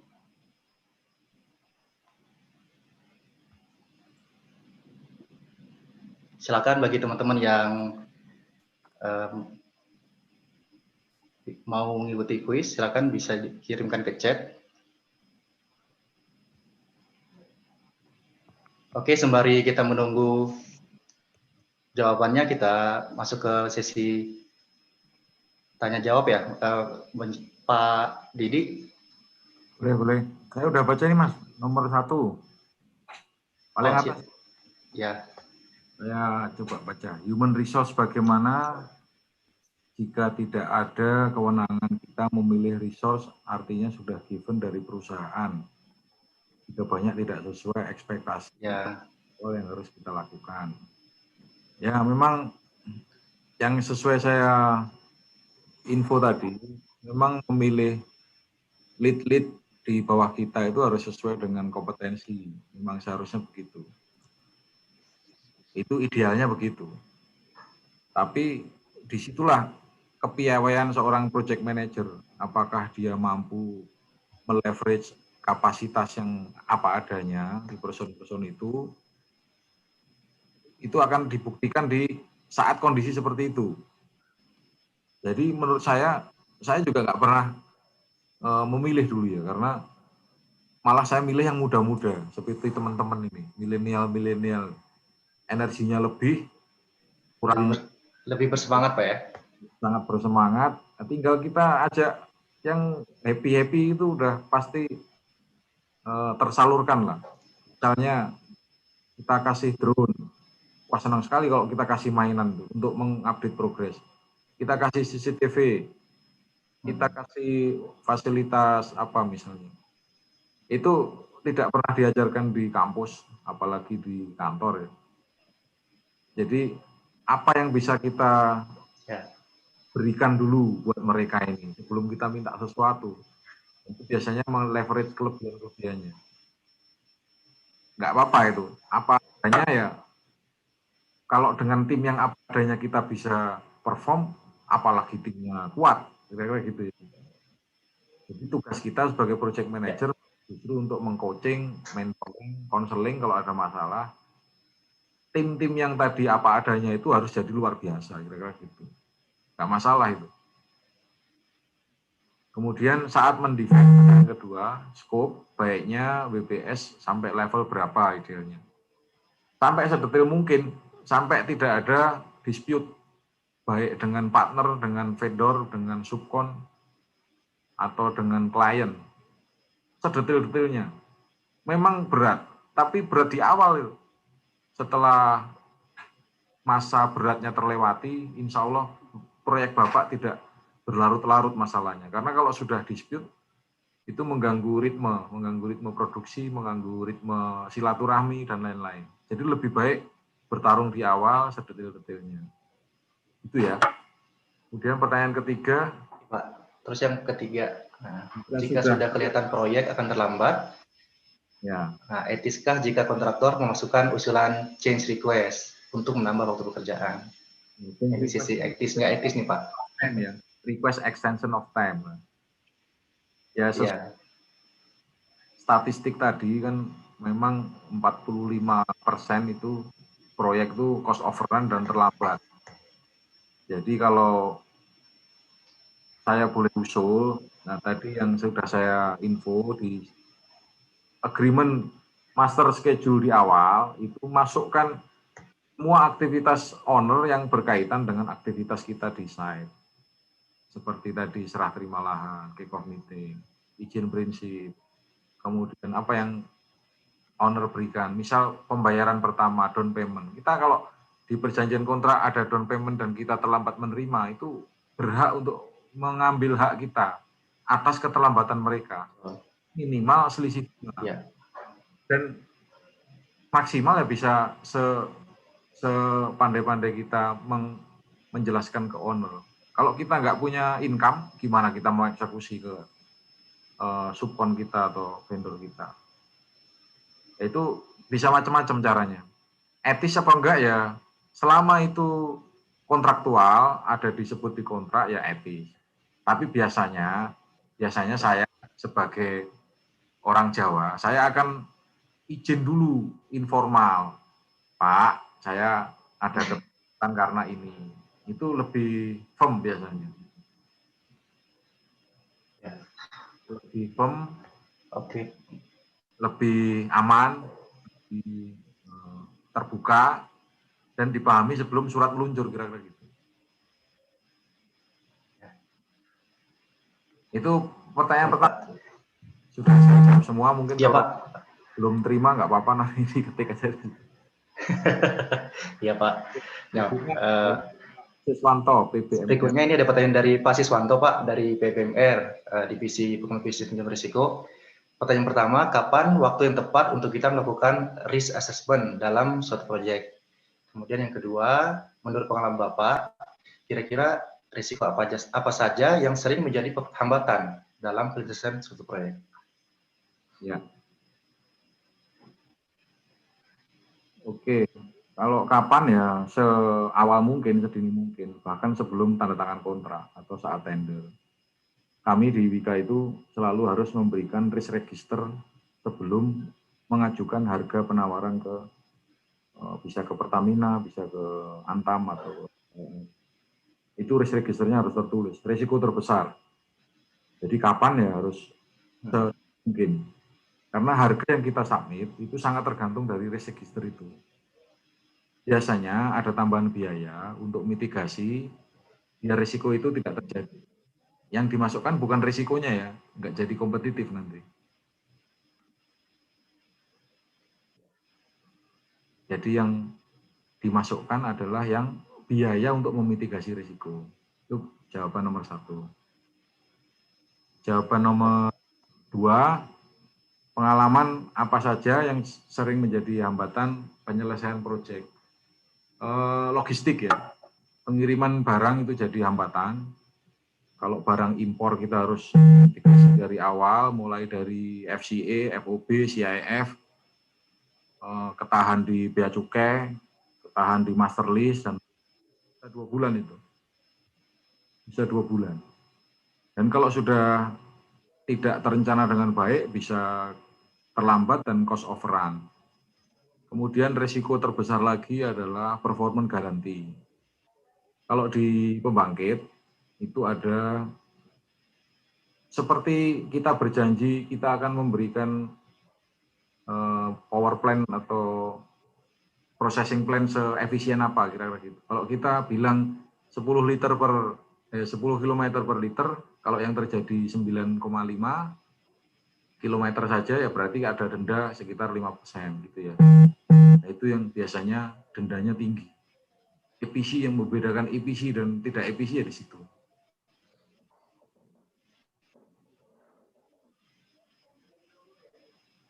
Itu mungkin jawaban Baik, Pak. Terima kasih. Ya. Kemudian ada pertanyaan lagi nih, Pak, dari Pak Satrio, PMO PGN. Mau izin tanya, seringkali dalam visi bisnis sering ada dispute antara tim engineering dan tim construction. Padahal survei sudah intens dilakukan. Pada akhirnya PM lebih percaya pada technical judgment tim construction dengan dalih tim construction lebih memahami situasi lapangan. Apakah hal ini sering dialami juga oleh Pak Didi dan Wika? Tadi Pak Hadi sempat infokan juga terkait style planning dan antara klien India dan Cina. Bagaimana solusi atas permasalahan planning santai di depan, namun ribut di belakang nih Pak? Ya. Terima kasih. Tipikal Cina dan partner atau vendor Cina dan India memang seperti itu, Mas. Itu sudah sejak zaman dinasti Ming seperti itu memang. Kalau kita ngerubah culture lama, yang bisa kita rubah adalah gaya kita sendiri untuk menyesuaikan mereka. Mereka memang punya kekurangan di situ, tapi etos kerjanya lebih baik daripada orang Eropa dan Amerika. Mereka terbiasa berkompetisi di antara 1.300.000.000 penduduk. Kalau mereka nggak perform, produktivitasnya rendah, ya banyak yang ngantri, kira-kira gitu. Nah, untuk untuk schedule memang mereka lebih cepat eksekusi. Tapi preparation mereka kalah baik dari Jepang dan Eropa atau Amerika. Kira-kira gitu. Karena lebih taktis, Pak ya? Lebih taktis, lebih tidak prosedural, lebih pakai, tidak prosedural ya. Ya, jadi banyak insting ya. prosedur persyaratan yang dilewatin, kira-kira gitu. Masih. Kemudian pertanyaan yang ya, untuk plan nggak kedengaran. Bagaimana solusi atas permasalahan tersebut? Ya, kalau ketemu partner Cina, sebelum kita memutuskan partner Cina atau vendor Cina, kita kan ada komite dulu tuh mestinya di internal. Apakah ini dipersyaratkan boleh pakai material Cina atau pakai partner Cina? Sebelum kita berpartner kan kita berdiskusi dulu pasti. Kalau diperbolehkan, ya, kita sourcing lagi, scouting lagi. Sebenarnya nggak masalah mereka itu. Hanya masalahnya memang paperless lah. Gitu. Banyak tidak makanya gampang di depan, ramai di belakang. Saya dengan Cina di PLTU Indramayu 1000 MW, ya modelnya begitu memang. Lebih cepat progresnya. Tapi ya dispute di belakang. Change order sampai berlarut-larut sampai jam datun. Akhirnya juga takut juga mereka. Akhirnya cuma impas, tidak jadi untung. Itu mungkin sharing saya buat Mas Satrio ya. Jangan dihindari karena memang Cina ini sekarang leading di sini, di semua lini, di produksi massal dan lain-lain. Kita nggak bisa hindari itu. Ya untuk persyaratan administrasi ya kita yang harus ngajarin mereka. Jangan mereka ngajarin kita, mereka nggak pakai administrasi. Paperless mereka itu. Kalau India mending, karena India jajahan. Baik, saya lanjut ke Mas Ardiansyah. Kalau itu, ya Pak Ardiansyah. Nah ini Pak Ardiansyah ini bertanya Pak, dari divisi MPPC, sebenarnya terima kasih atas sharing dan ilmunya yang luar biasa Pak. Saya ingin tanya, Bapak sudah banyak terlibat di beberapa proyek dan klien yang berbeda-beda. Nah, sebenarnya bagaimana definisi proyek yang sukses menurut Pak Hadi sebagai kontraktor, dan bagaimana divisi proyek yang sukses menurut klien? Nah, ini perspektifnya masing-masing nih Pak yang ditanyakan. Kemudian yang kedua, Bapak tadi menyinggung resource management di sebuah proyek. Menurut pengalaman Bapak, seberapa penting upgrading staff atau refreshment terhadap pengetahuan tentang keproyekan ataupun yang lain saat proyek sedang berlangsung? Yang ketiga, pada saat procurement tadi, sekilas hanya disinggung mengenai proses pembelian material saja. Menurut Bapak, seberapa penting mengenai strategi subcontracting management dan bagaimana cara atau tahap pengelolaannya? Nah, ini ada 3 pertanyaan nih Pak, dari Pak Ardi Pak. Ya oke, yang pertama dulu, sukses menurut saya. Ya. Sukses menurut saya, project management ya harus selesai, perform sesuai performance garanti, tidak terlambat, memberikan hasil lebih buat perusahaan. Intinya everybody happy, kliennya pun happy, Ya. sampai repeat order. Nah itu sukses itu. Ownernya nggak kapok, malah tidak lagi. Itu berarti. Kalau menurut klien sukses definisi proyek. Ya, kan ini performance KPI-nya mereka juga. Kalau mereka hasilnya bagus, kita hasilnya bagus, mereka juga punya KPI yang bagus juga. Mestinya berterima kasih ke kontraktor. Mestinya gitu. Jadi berkaitan ini Mas. Ya. Nggak bisa terlepas ini. Makanya jangan datang ke klien pas butuh saja. Datanglah pas saat tidak butuh.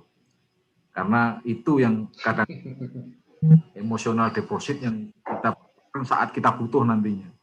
Datanglah saat tidak butuh. Iya, ya. Yang kedua, resource management. Upgrading staff, refreshment terhadap pengetahuan tentang keproyekan. Mas Ardiansyah, saya sudah 8 proyek ya. Selama saya di proyek itu, ilmu teknis dari kampus yang kepake itu hanya 20%. Yang 70% itu non teknis.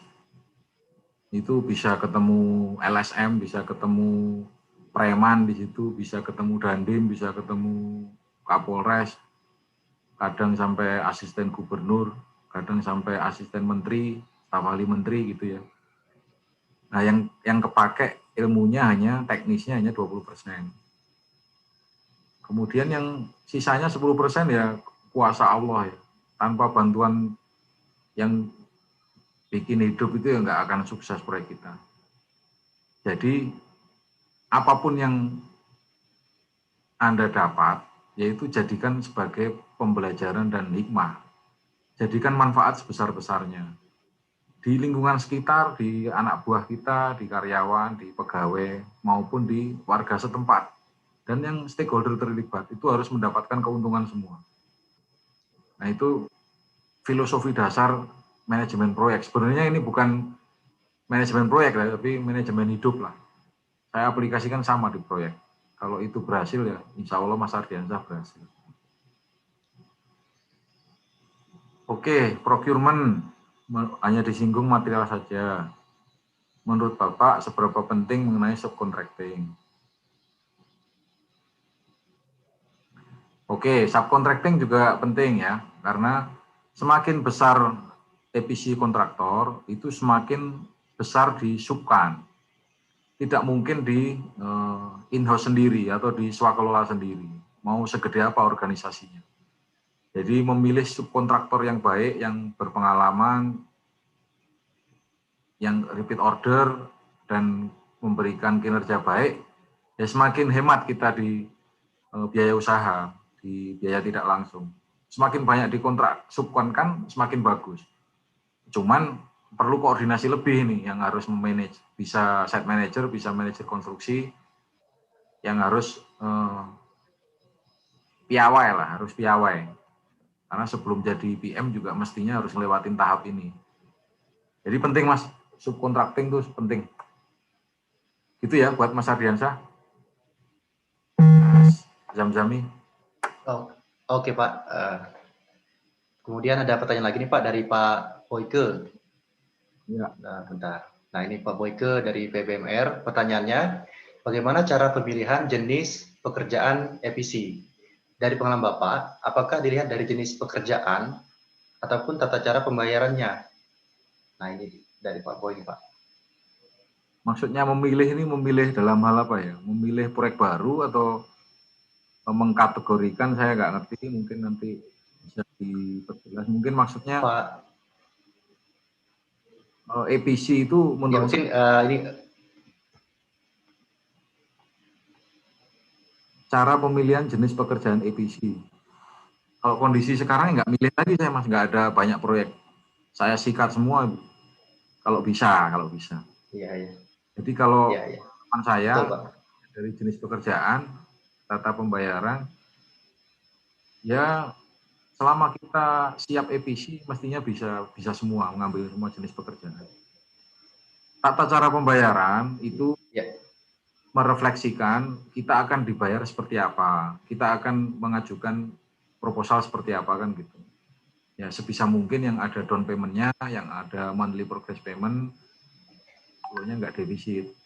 Sebisa mungkin seperti itu. Mungkin kalau ilmu tertua adalah ilmu tertua kontraktor, pertanyaan pertama sebelum menerima pekerjaan dari klien, kita dibayar seperti apa, dibayar berapa, cara bayarnya gimana, ngukurnya gimana. Itu pertanyaan paling basic buat kontraktor. Tapi nggak apa-apa, bener itu Pak. Cuman visi hanya kelas spek yang diinginkan owner saja. Apakah menggaransi performa atau tidak. Selama itu performa garantinya digaransi ya berarti visi. Kalau enggak ya konstruksi biasa. Itu Mas. Ini pertanyaannya Oke. kayaknya. Baik, Pak. Gimana, Pak? Tambah, tadi cuma 5, sekarang 9. Ini masih ada. Iya, ini kita batasi sampai terakhir Pak Rizky Yuniawan, Pak. Ada 5 lagi, Pak, yang masih kita pertanyaannya. Septian. Nah, ini kemudian dari Pak Septian. Pak Septian ini bagaimana menurut Bapak mengenai suatu owner yang menginginkan suatu pekerjaan dengan kualitas yang mewah, baik dari segi material, equipment, kualitas barang, hasil pekerjaan, dan lain-lain. Namun sebenarnya budget mereka sangat minim. Nah, bagaimana nih Pak cara mengatasinya tanpa mengurangi dari kredibilitas dari perusahaan? Ya, kalau ini cara saya mungkin rada ekstrim ya. Saya tunjukin aja harga yang barang mewahnya itu ke owner atau ke klien, biar mereka belanja sendiri. Nah, kita pasang saja sama garansi. Karena semakin keluar atau sedikit skop kita, yang kita garansikan semakin kecil juga. Risikonya semakin rendah. Jadi barangnya sesuai ekspektasi klien, nah kita dibayar erection, upah atau komisioningnya saja. Bisa itu, nggak apa-apa. Cuman kita tidak berhak mengambil keuntungan di belanja material. Tapi mereka terpenuhi dengan ekspektasi, mereka bayar sendiri, budgetnya juga bisa disesuaikan. Baik Pak, terima kasih. Begitu. Ya, itu tips juga Pak, nanti buat salah satu strategi nanti di Pegasol Pak. Ya, salah Bisa satu. jadi salah satu alternatif. Terima kasih Pak Hadi. Fajri. Kemudian ada pertanyaan dari Pak Peki. Nah, ini dari Divisi Pengendali dan Klaim. Bagaimana kiat-kiat untuk menjaga target waktu atau bahkan mempercepat expedite barang-barang yang sudah diadakan? Ini lebih ke expediter nih, itu pertanyaan Ya, Pak. kalau ya itu expediter dipasang di setiap lini, Mas. Biasanya kalau barang impor, kita kirim orang untuk ngecek di pabriknya sana, kapan material atau equipment tersebut terkirim, keluar FAC, FCA, masuk kapal kapan, kapalnya diidentifikasi, kan setiap kapal ada GPS ya, jadi nggak perlu ikut kapal, cuman kita monitor. Ya, ya. Dan kapan saat sampai di dermaga CIF, nah di situ kita pasang expediter lagi, monitor di Bea Cukai, bikin timbun, di Pelindo biasanya, atau Tanjung Priok. Setiap lokasi kita pasang orang. Caranya mengekspedit begitu. Itu jauh lebih efisien, tapi sedikit lebih mahal. Karena kita harus mengakomodasi person-person yang incas di situ ya. Dan biasanya saya mengalokasikan person incas di bawah pengadaan yang untuk memastikan sebagai expediter equipment tersebut sampai di site. Setelah melewati berbagai macam proses, itu bisa satu tim ya, bisa satu tim. Di Tanjung Priok 1, di site 1, di Dermaga Sumbawa 1, di Jakarta 1, kira-kira gitu. Bisa 7 sampai 8 orang. Caranya begitu, Mas Fajri. Bagaimana proses? Berarti cukup banyak juga ya kita ini ya, untuk yang expediternya cukup banyak ya Pak ya? Investasinya ya. Nggak apa-apa, cuman sementara loh, proyek kan temporary dan unik. Ya, ya betul Pak. Oke, kemudian ini pertanyaan dari Pak Ade Kawan. Bagaimana proses pembuatan project charter di Wika? Ya, kalau di Wika, level project manager sesuai kelas, mulai dari project kecil, menengah, besar, dan mega. Putuskan, kalau mega putuskan sampai di root. Karena project mega setara dengan SPP ya, project manajernya. Setara kadif. Seleksinya memilih 3 kandidat, berdasarkan background sebelumnya, PM tersebut pernah melakukan kesalahan atau tidak, historiknya untung atau tidak proyeknya, kelas proyek sebelumnya seberapa, dan kompetensinya dicek, baik soft maupun hard kompetensi. Jadi memang nggak sembarangan, karena project manager itu merefleksikan nama perusahaan. Jadi yang terpilih ya, biasanya calon pejabat biasanya. Karena dia orang terbaik di unit kerja tersebut. Itu prosesnya di Wika. seleksinya ketat, harus melewati 3 seksi ya, minimal teknis, komersial, dan lapangan. Kalau belum harus di expedite, harus di talent, terus harus di interview, baik teknis maupun non teknis, soft kompetensi dan hard kompetensinya di upgrade. Kalau proyeknya besar harus melewati safety itu semua ya, mungkin nggak hanya besar, safety leadership media, dia harus punya sertifikat ini itu dan lain-lain. Jadi begitu proses pembuatannya proyek charter di Wika, yang tanda tangan direksi. Kalau proyek mega yang tanda tangan Dirut. Baik Pak, terima kasih Pak. Kemudian ini ada dua pertanyaan terakhir Pak, dari Raihan PPO. Saat mendefine WBS, seringkali output WBS adalah cat besar dari nama proyek hingga level akhirnya resources sebagai acuan pelaksanaan. Apakah WBS disajikan tetap dengan bentuk chart atau ada bentuk lain untuk memudahkan penerjemahan WBS tersebut? Ya, jadi gini. Work breakdown structure ini kita butuhkan dan klien butuhkan. Kenapa kita butuhkan? Karena kita perlu untuk mendefine schedule. Tanpa ada WBS, ya kita nggak bisa tahu sumber dayanya apa aja yang terlibat di aktivitas tersebut. Untuk klien apa? Untuk klien perlu kita sepakati pembobotan cara bayar. Biasanya kalau dengan PLN itu disepakati di awal. 1 hari setelah kick off meeting itu langsung ditanyakan WBS-nya kayak apa. Strateginya kalau project manager yang bagus itu biasanya in front loading, bobotnya di depan digedein. Bisa pekerjaan land prep, bisa pekerjaan sipil, gedein. Biar apa? Biar kita terima uang lebih besar daripada yang kita keluarkan. Cuman ada yang harus diingat, itu semu. Progres itu semu, bukan aktual visi lapangan. Jadi karena selisihnya ada deviate, kita harus memperbaiki kinerja atau performa cepat. Utang kita diproses. Mungkin Mas Zami paham, yang pernah Pak. WBS mestinya paham juga. Atau yang lagi membuat mestinya juga paham. Bikin WBS di depan segede-gedenya, apa-apa. Asal sepakat dengan klien kan nggak apa-apa. Dan itu kan uang perusahaan. Iya. Dipinjam ke keuangan perusahaan, tapi kita malah bantu perusahaan karena proyek kita surplus itu. Itu ya, Mas Raihan. Yang terakhir nih, alhamdulillah. Ya, cuma yang terakhir nih Pak, banyak yang antusias nih Pak nanya ke Pak Didi nih. Ya, selamat siang nih dari Pak Rizky Yuniawan dari Divisi MPPC. Tadi Bapak bilang bahwa perencanaan yang baik akan menghasilkan goal yang baik. Sebagai EPC, bagaimana menyikapi proyek dari klien yang tidak memiliki feasibility study ataupun perencanaan yang baik?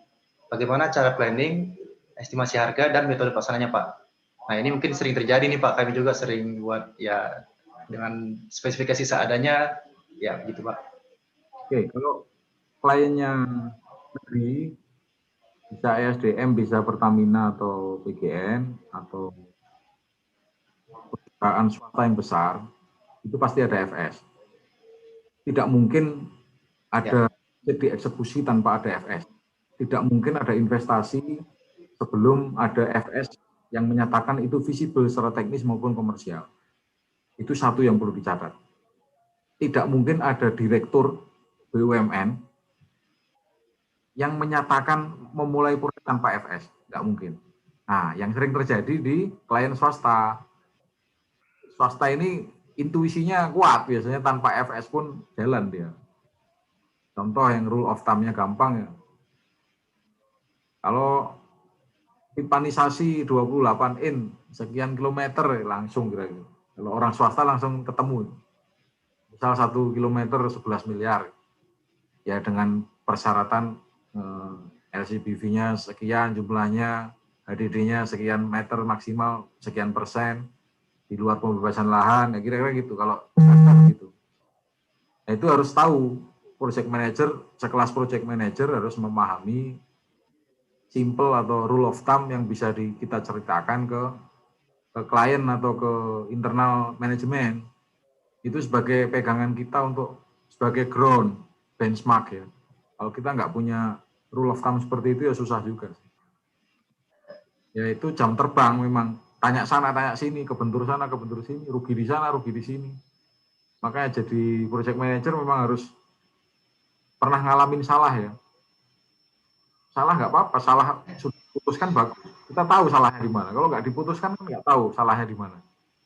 Jadi keputusan yang baik itu adalah keputusan yang saat itu juga disegerakan aja. Tidak ada benar salah ini.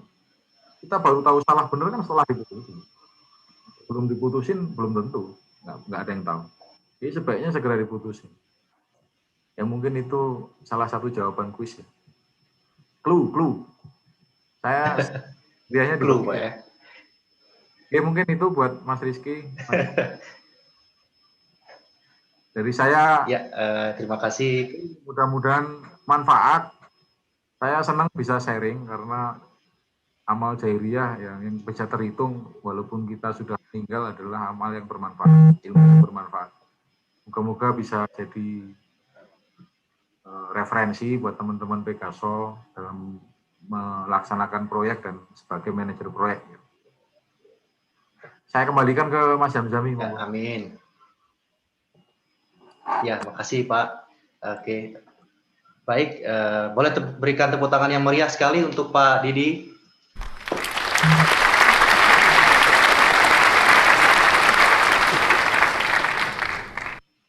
Hadirin Bapak Ibu yang berbahagia, alhamdulillah rangkaian acara bersama pemateri sudah terlaksana dengan baik. Kami ucapkan terima kasih kepada narasumber kita Pak Hadi Irawan yang telah berbagi ilmunya kepada kita. Terima kasih Pak Didi. Dan juga terima kasih kepada audiens yang telah menyimak dengan antusias acara webinar kita pada hari ini. Boleh applause juga untuk kita semua. Akhirnya, saya Rahmat Zamzami pamit undur diri. Terima kasih atas perhatian Anda. Wassalamualaikum warahmatullahi wabarakatuh. Acara webinar saya kembalikan kepada MC. Silakan Bu Kasih. Baik Pak Zami, terima kasih banyak untuk kesediaannya menjadi moderator pada hari ini. Terima kasih banyak juga kepada Pak Hadi selaku narasumber acara kita hari ini atas waktunya dan juga seluruh informasi dan pandangannya yang luar biasa mengenai project management in EPC business serta ilmu-ilmu terapannya yang mungkin seperti yang kita tahu ya bahwa pengalaman itu adalah kunci pembelajaran yang paling berharga dan itu sudah kita dapatkan sharing-sharingnya dari Pak Hadi tadi. Sangat banyak sekali pengalaman yang dibagikan oleh beliau sehingga kita walaupun belum pernah mengalami juga bisa ikut membayangkan bagaimana ada di posisi tersebut. Jadi kelak jika kita menghadapi situasi yang sama mungkin kita bisa pakai tips and triknya ya Pak. Terima kasih banyak. Terima kasih juga kami sampaikan kepada Bapak dan Ibu seluruh peserta acara webinar pada hari ini. Semoga seluruh informasi yang hari ini telah disampaikan dapat bermanfaat bagi diri kita sendiri, bagi perusahaan, dan juga bagi bangsa dan negara kita. Tentunya baik dalam penerapannya di lingkungan kerja ataupun tadi sudah disampaikan bahwa project management ini sebenarnya bisa kita terapkan dalam kehidupan sehari-hari ya Bapak Ibu. Mengutip sedikit kata-kata dari Albert Einstein. Albert Einstein once said, "Education is not the learning of the facts, but the training of the mind to think." Nah, jadi di sini bukan cuma konsep yang kita pelajari, tapi bagaimana cara kita menerapkannya dalam sistem berpikir kita. Nah, seperti yang tadi disampaikan oleh narasumber dan juga sharing-sharing dari moderator, jadi yang terpenting adalah konsep tersebut bagaimana kita terapkan dengan perencanaan yang baik di konsepnya kita terapkan dalam pelaksanaan dari proyek itu sendiri. Nah, semoga webinar hari ini dapat memperluas sudut pandang dari kita semua dan juga meningkatkan kreativitas kita dalam berpikir ke depannya.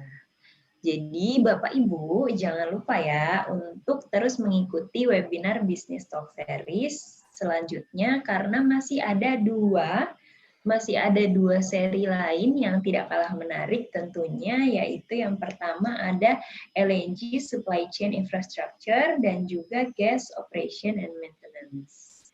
Nah, untuk minggu depan nih Bapak Ibu, webinar akan diadakan pada hari Selasa. Webinar akan diadakan pada hari Selasa, tanggal 27 Oktober jam 9 pagi. Tema yang akan diangkat untuk minggu depan adalah LNG Supply Chain Infrastructure dengan narasumber kita, Bapak Insinyur Habibie Razak yang merupakan Director Energy and Infrastructure di PT Blue Vision Management Indonesia. Nah, ini seperti yang bisa dilihat di layar. Minggu depan, jangan lupa untuk join lagi jam 9 pagi, hari Selasa tanggal 27 Oktober. Temanya LNG Supply Chain Infrastructure dengan narasumber Bapak Insinyur Habibie Razak. Ya, beliau adalah Director Energy Infrastructure di PT Blue Vision Management Indonesia.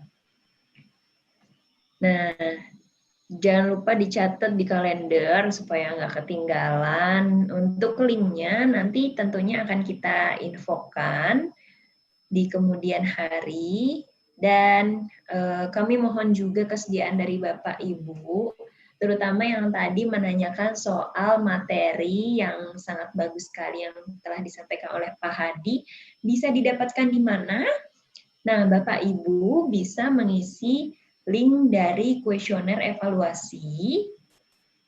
Bisa dilihat di kolom chat, Bapak Ibu. Silakan mengisi link kuesioner evaluasi tersebut.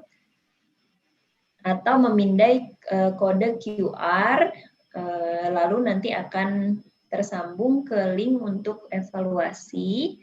Nah, setelah Bapak Ibu mengisi link tersebut, maka akan tampil untuk link untuk unduhan materi presentasi hari ini ya Bapak Ibu. Nah, mengingatkan juga untuk Bapak Ibu yang mungkin tadi masih lupa belum absen atau mengisi presensi kehadiran, jangan lupa juga untuk mengisi link di kolom chat untuk presensi kehadirannya. Nah, sekarang mungkin udah masuk ke sesi yang ditunggu-tunggu nih sama beberapa dari antara Bapak Ibu yang merasa sudah aktif sekali hari ini, sudah komunikatif, sudah benar-benar menyaksikan materi yang disampaikan.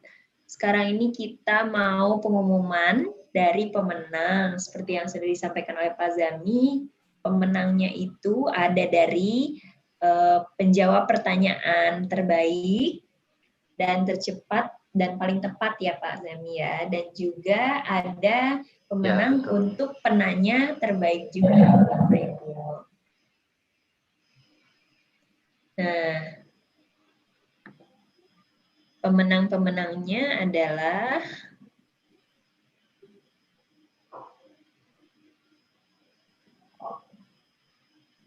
kita akan lihat ya di layar ya, udah deg-degan ya. Wah, ini dia pemenang-pemenang kuisnya. Nah, ini ada 4 orang untuk pemenang pemberi pertanyaan terbaik dan juga penjawab pertanyaan terbaik. Nomor 1 ada Bapak Satrio dari PGN ya tadi kalau tidak salah, dan juga Bapak Muhammad Ardiansyah juga dari PGN.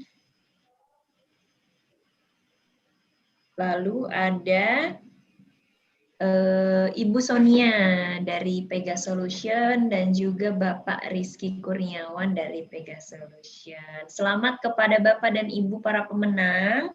Nanti hadiahnya bisa langsung menghubungi tim kami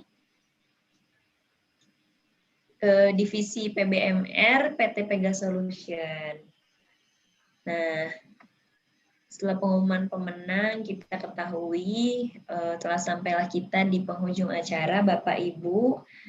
Demikianlah acara webinar Business Talk Series, seri yang ketiga dengan tema Project Management in EPC Business. Hari ini telah selesai kita laksanakan bersama-sama.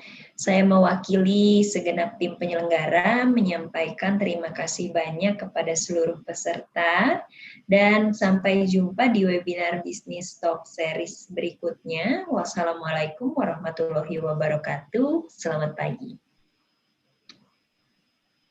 Waalaikumsalam warahmatullahi wabarakatuh.